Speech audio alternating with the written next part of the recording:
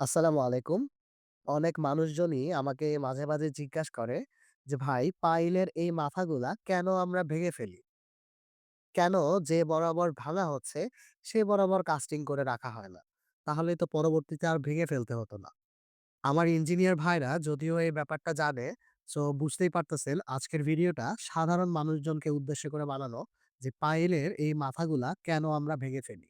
এটা বোঝার জন্য কাস্ট ইন সিটু পাইলের ঢালাইটা আমরা কিভাবে করি এটা বোঝা জরুরি।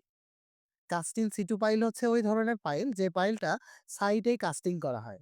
সো সাইটে যে পাইলটা কাস্টিং করা হয় সেটার জন্য আগে বোরিং করতে হয় এবং বোরিং স্টার্ট করার পর থেকে একদমই খাঁচা নেমে ঢালাই করার আগ পর্যন্ত এই বোরহোলের মধ্যে বেন্টোনাইট স্লারি অথবা ড্রিলিং ফ্লুইড থাকে। আমরা যখন কাস্টিং করি তার আগে এরকম ট্রিমি পাইপ লোয়ারিং করা হয়। এই ট্রিমি পাইপের মধ্যেই কংক্রিটটা ঢালা হয় এবং থ্রু আউট দ্য ট্রিমি কংক্রিটটা একদমই বোরহোলের নিচে চলে যায়। কংক্রিট যেহেতু বেন্টোনাইট স্লারি অথবা ড্রিলিং ফ্লুইডের তুলনায় বেশি ভারী, যে কারণে কংক্রিটটা একদমই নিচে চলে যায় এবং ড্রিলিং ফ্লুইড বা বেন্টোনাইট স্লারি আস্তে, আস্তে উপরের দিকে উঠে আসে।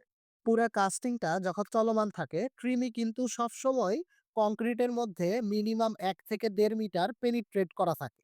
আই মিন কংক্রিটের মধ্যে ট্রিমি পাইপ কখনোই আপ করা হয় না।